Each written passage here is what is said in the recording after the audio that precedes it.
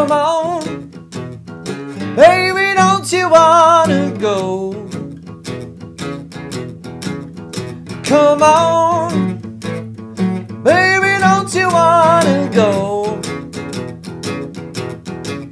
back to that same old place, my sweet home, Chicago?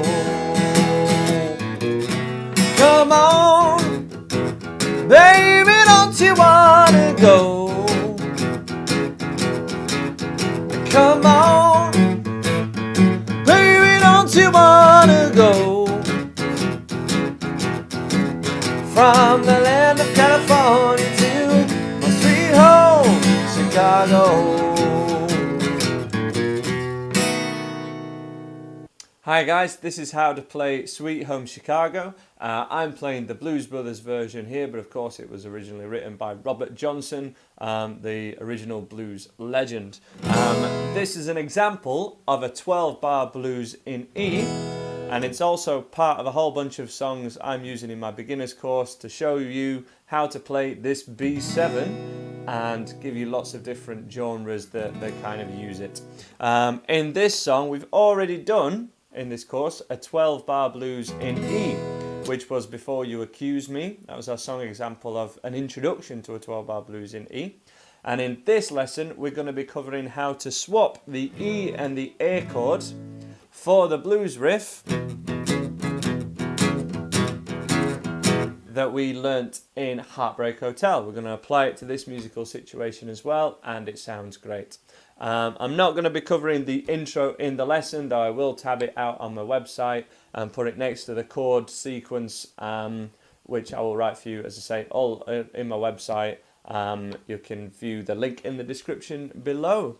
Okay, so from the top, we start off with our E major chord. So hopefully you're already familiar with your 12-bar blues chord sequence, but if not, it starts on an E. And we're not going to play the full E chord, we're just going to play the thickest E string and then the A string, so string 6 and string 5. Because we're just playing those two strings, then there's not really any need for us to have 3 fingers down, because we're only really pressing down your middle finger. So we'll lift the other two off, keep the middle finger down, but if we keep that middle finger down, we can't really use the other fingers and play riffs with them, play over single notes. So we're going to swap your middle finger for your first finger, and we're going to put your first finger down in its place. So first finger is now at 2nd fret of the 5th string, and it's playing a B note. If we play those two together, that sounds exactly the same as when I was playing a full E before, but just playing the two thickest strings. But this means that my third finger can play the 4th fret of that 5th string, 4th fret of the A string, which is a C sharp note, and we can play this riff. We're going to play your first chord, just the normal E chord, twice, 1 and then on 2 and, you can stay with your third finger down, or you can vary that with 1 and 2 and. You can come back to your first finger. The first one sounds like this, and this is probably the easier version of it, and this will sound absolutely spot on appropriate for this song.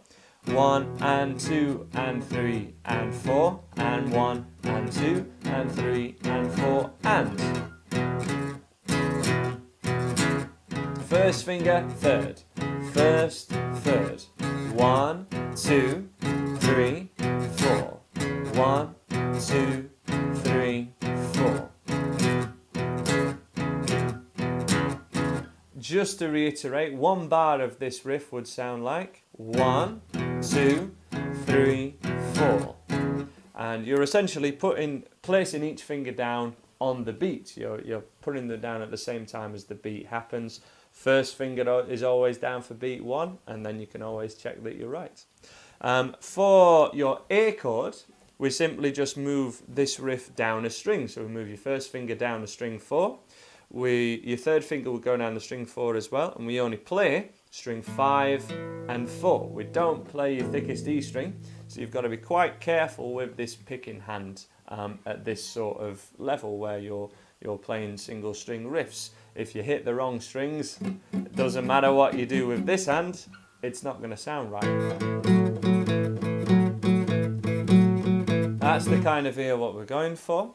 This is quite a fast song that uses this riff. If you struggle, you can always take it back to Before You Accuse Me, the Eric Clapton version from the Unplugged album, which is the song I always divert back to with my beginner students because it's kind of the slowest example, but that's still got a bit of a bounce to it, a bit of a groove to it. It's not very, very slow, you know, it's still quite up-tempo. But that's a great way into this idea. If you haven't covered it yet, definitely do.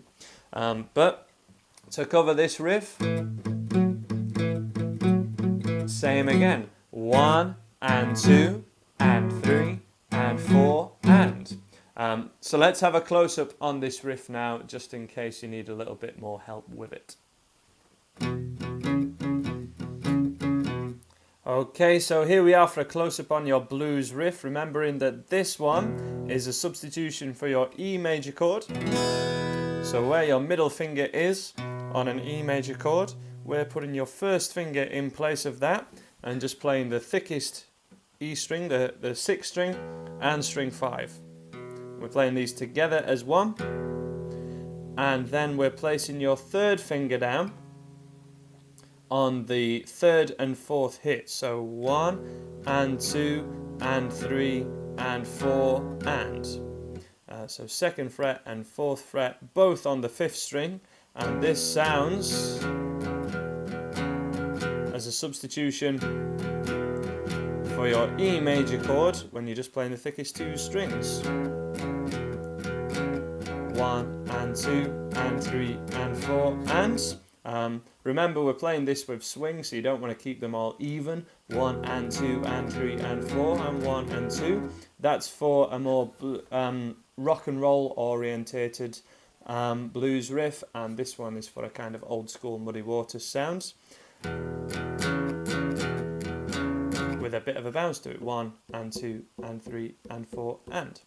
To play over your A chord with the same riff, we move everything down 1 string to string 5 and 4, so your first finger moves down to string 4, your third finger would also move down to string 4, and therefore we've got an open A string, and if we just play it with your first finger down, that is an A power chord, otherwise known as an A5, and we're going to then place your third finger down in the same pattern, 1 and 2 and 3 and 4, and 1 and 2 and 3 and 4 and 1 and 2 and 3 and 4 and to move between these two, you just basically slide as close as you can, keep as close as you can, rather than lifting your first finger off like this and placing it down when they're right next to each other. Just slip it up, slip it down.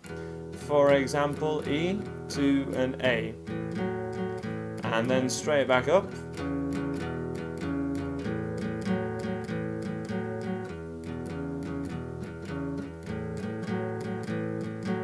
That's how we'll get a smooth change between them.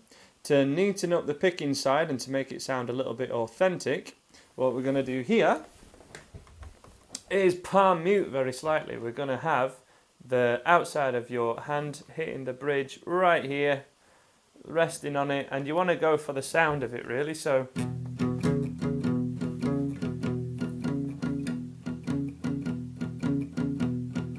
pick, pick, pick, pick, pick, pick, pick, 1 and 2 and 3 and 4, keeping your hand resting down the entire time, but remembering when you go for the A, we're not hitting string 6 and 5, we're hitting 5 and 4.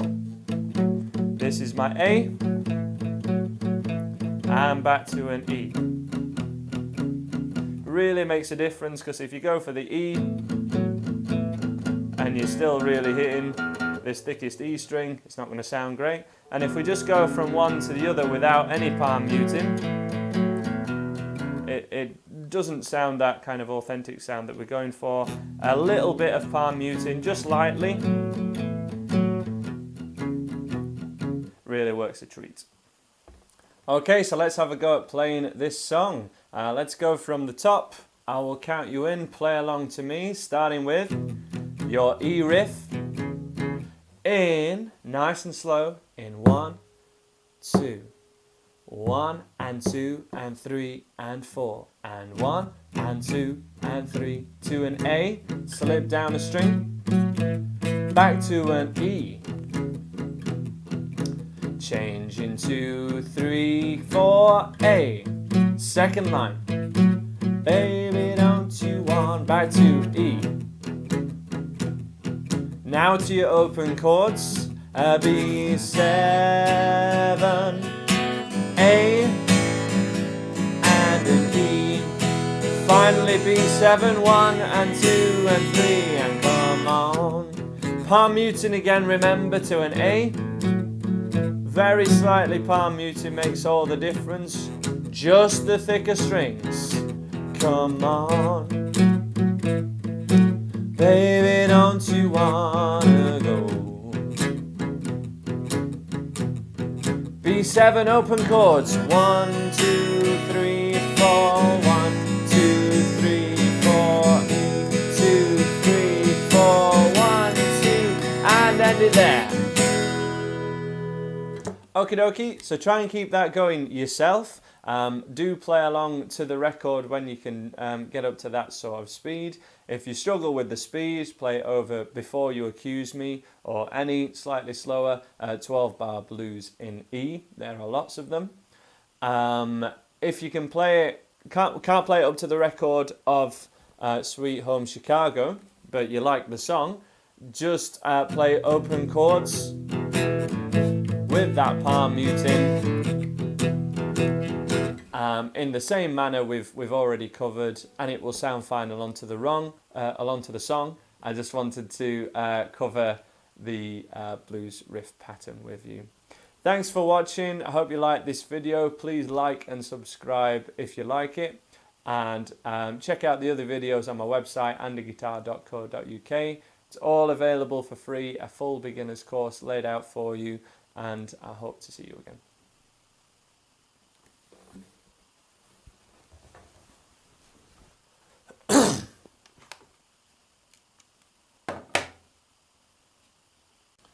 Okay, so that's how we play your riff over the E and the A chord.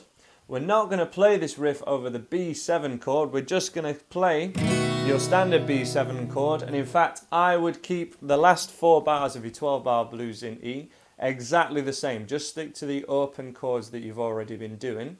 The B riff would be a much trickier kind of fingering position. It's a bit of a stretch however you do it, whether you do it 2nd fret of the 5th string or 7th fret of the 6th string. Whichever way we do this riff, it's not really appropriate for this level of my beginner's course, so we're going to bypass it for now and just keep to the open B7 bluesy chord. Excuse me. Okay, so let's put this together and play your open blues riff for the first 8 bars of this 12-bar blues sequence, and then for the last 4 bars we're just going to stick to the open chords that we've already been doing. Let's have a go at that. Play along to me now and start from your E riff in 2, 3, 4. 1, 2, 3, straight down to an A and back to E.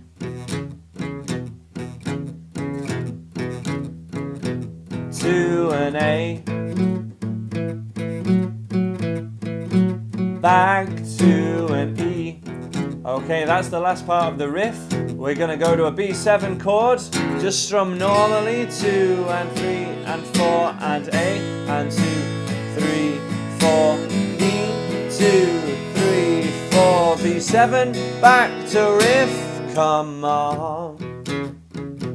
To an A, baby don't you want